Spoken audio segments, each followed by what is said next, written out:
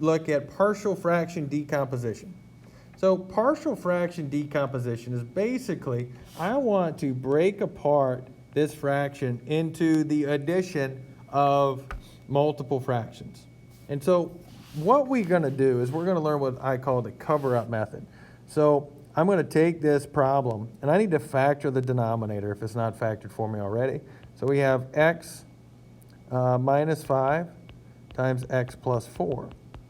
We still have 7x minus 26 up here in the numerator. So what we're trying to do here is we're trying to figure out what two fractions did I add together.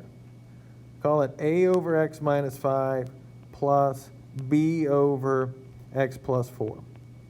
So what are a and b such that when I add them together I get 7x plus 26?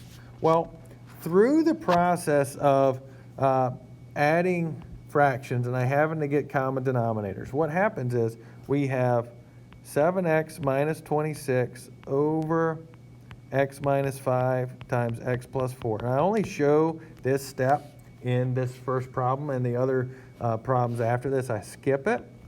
But when I go to get common denominators, I'd have to multiply a by x plus 4, and b would still be x minus 5. Or excuse me, that denominator would be x minus 5.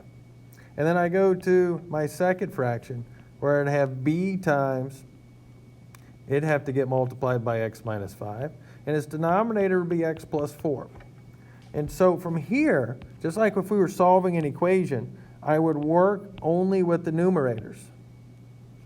And so I have this line here that is 7x minus 26 is equal to a times x plus 4 plus b times x minus 5. So now that we have this line here, we want to solve for a and b. So what we do, I call it the cover-up method. We're going to pick the zeros, the numbers for x that would zero out a and zero out b. For instance, if I let x equal negative 4, if I put it negative 4 for x, it makes the a go away because that's going to be times by 0. So I'm going to put that number in because it'll still let me solve for b. So if I put negative 4 in for x, I have 7 times negative 4 minus 26 is equal to 0 a's plus b times negative 4 minus 5. And then we solve for b there. And so we do that. I'm not going to show my work, but what we have is we have negative 28 minus 26. And that's going to give us negative 54. We divide that by negative 9, and we get 6. So b is 6. And we're going to do the same thing here, but we're going to cover up, or we're going to eliminate b in this process. So I'm going to let x equal 5, which is going to make b be multiplied by 0 and let me solve for a. So I put in 5 for all my x's. 7 times 5 minus 26 is equal to a times 5 plus 4. And I do that just because I'm out of room. 7 times 5 is 35 minus 26. That gives us 9. So we have 9 is equal to 9a. And then we get a to equal 1. So what we just did is we found the numerators of those two fractions. So basically, our problem, 7x minus 26 over x squared minus x minus 20, is what I get when I add the fractions 1 over x minus 5 plus 6 over x plus 4. Next one, I want to accomplish the same goal here. So let's go through and let's factor out this denominator. And when I factor that denominator, so I have 5x minus 3 over x squared minus 2x plus 1, that is x minus 1 squared. Now this one is different. If you have a factor in your denominator that's being squared, you're doing this decomposition.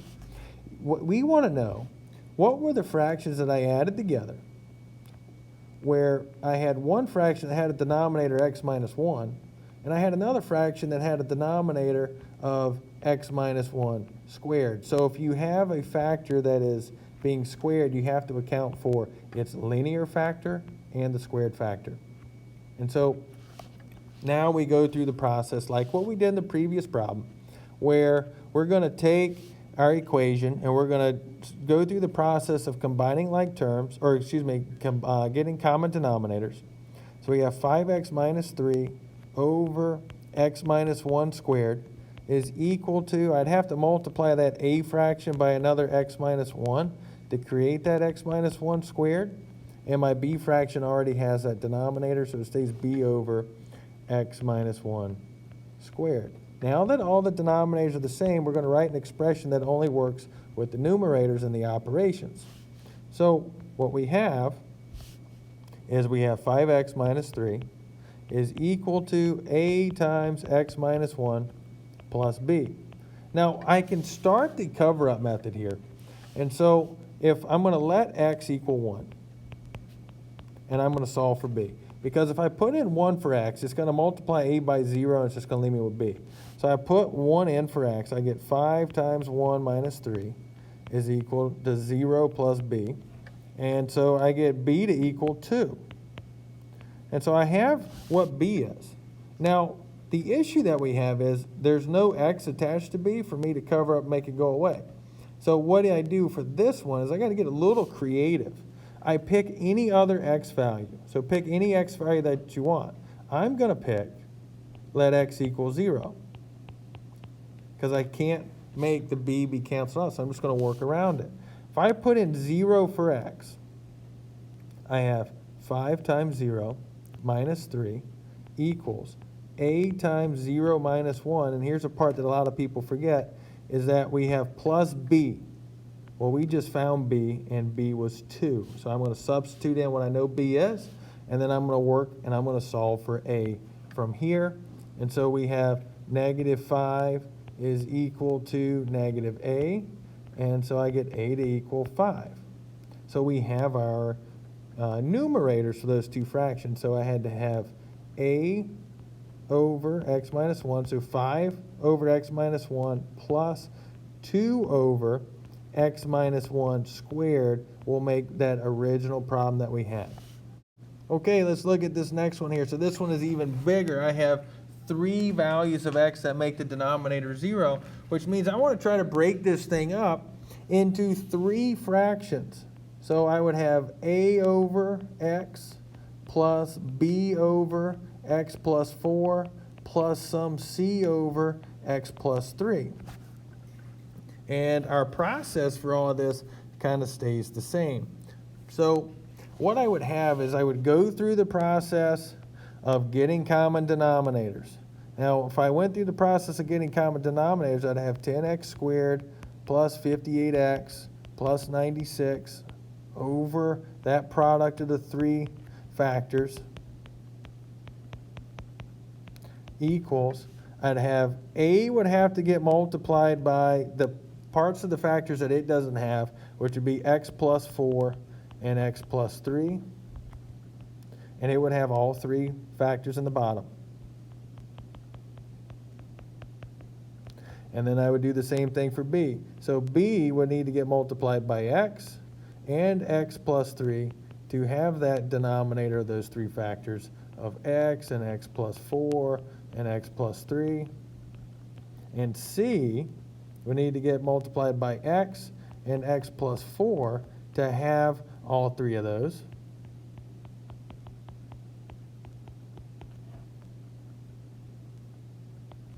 All right, now that I have all the denominators the same, I can write an expression that is only working with my numerators.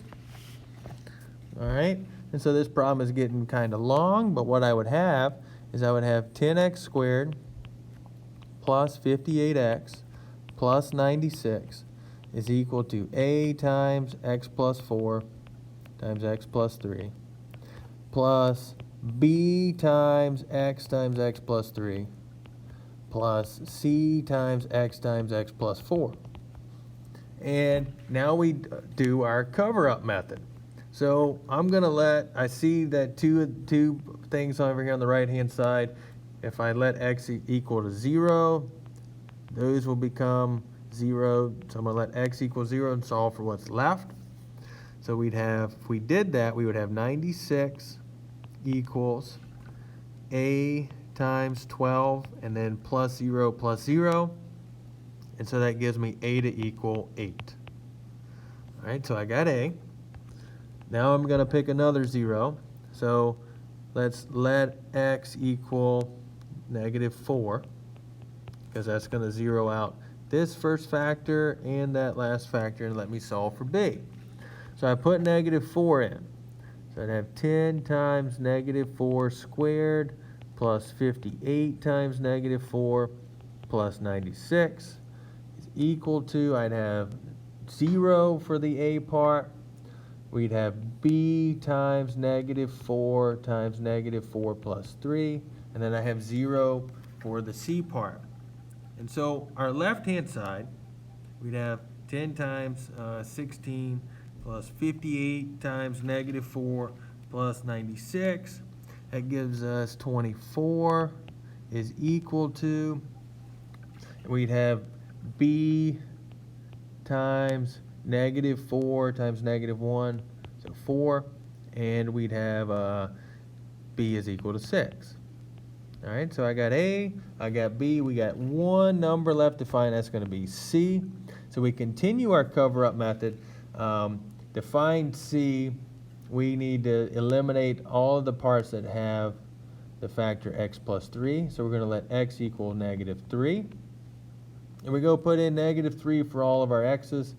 And so we'd have 10 times -3 squared plus 58 times -3 plus 96 is equal to c times -3, running out of room, c times -3 times -3 plus 4.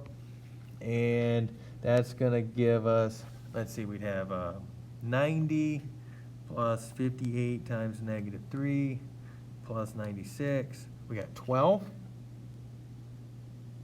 equals c times -3, and so c is equal to -4. And so I have all of my numerators up here at the very beginning.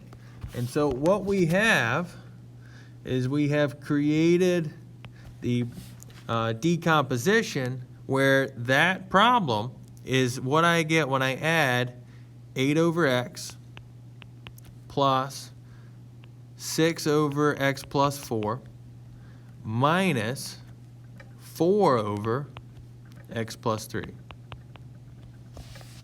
Okay, one more example here. So I have, I want to do decomposition. I have x plus 2 and x minus 5 squared in my denominator.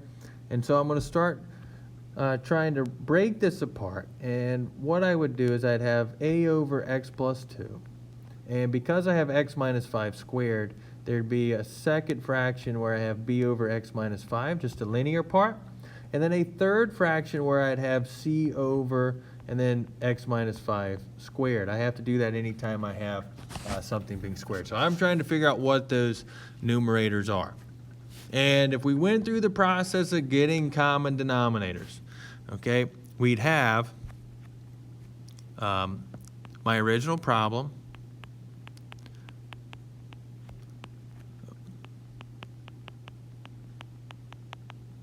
and to get the common denominator for the a fraction, it would have to get multiplied by x minus 5 squared. So I'd have that denominator. The b fraction would need to get multiplied by x minus 5 to create the x minus 5 squared. Actually, it'd have to get multiplied by x minus 5 and x plus 2. So I'd have x plus 2 times x minus 5 squared. And then c, fraction c, would have to get multiplied by x plus 2 to get that common denominator.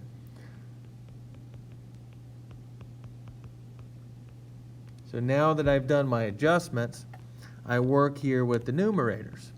And I'm going to write that line because that's how we're going to solve for a, b, and c. So zoom in. Write that line, change colors. So our problem that we're working with is x squared minus 16x plus 62 is equal to a times x minus 5 squared plus b times x minus 5 times x plus 2 plus c times x plus 2. Now we start trying to apply the cover-up method. So I pick a number to try to cancel out. So let's let x equal 5, because that's going to cancel out some terms. It would cancel out the a term, the b term, and just leave me with c to solve for.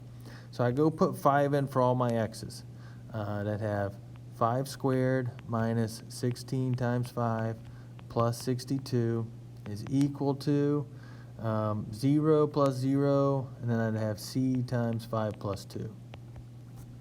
And then we try to solve from there. So 5 squared is 25 minus 16 times 5 plus 62. We'd have 7 is equal to c times 7. And so we get 1 to equal c. So there's one of my 3. Okay, now let's go and let's do the cover-up method again. So if I let x equal the other 0 of x is equal to negative 2, and I put that in, so I'd have negative 2 squared minus 16 times negative 2 plus 62 is equal to, I'd have a times negative 2 minus 5 squared, and then plus 0 plus 0. So we'd have 4 minus 16 times negative 2 plus 62. My left side is 98. My right side would be negative 7 squared, which would be 49. Divide that, and we have 2. So a is 2. And so last thing we have here is we got to figure out, we got a, we got c, we need to figure out how to find b. Well, we've already used our zeros here, the 0 of negative 2 and the 0 of 5 to solve for. There's no other options. So what we're going to have to do here is we're going to have to get creative, and we're going to pick an x value to use that is not our zeros. So like not using 5 and not using negative 2. Little words of wisdom is, when possible, we're going to use 0. So I'm going to let x equal 0 just because it's going to make my problem a lot less. Everywhere there's x, I put a 0 in. So if I do that, my left side of my equation becomes 62 equals. Now, when I have to account for already knowing what a and c are, so I'd have to put the 2 for the a. So I'd have 2 times, and then I have 0 minus 5 squared, so negative 5 squared. And then we still have plus b times negative 5. And then I know what c is, so c is 1. So plus 1 times 0 plus 2, 1 times 2. And then we would solve that problem. So we'd have 62 is equal to 50 minus 5 times b plus 2. And then 12, 11, 10 is equal to negative 5b. And so we divide, and we get negative 2 to equal b. So we got all of our parts. So we put all those things where they go. What we have determined is the 3 fractions we needed to add together to create our original problem. So that original problem is equal to 2 over x plus 2. B was negative 2, so minus 2 times x minus 5. And then c was 1 plus 1 over x minus 5 squared.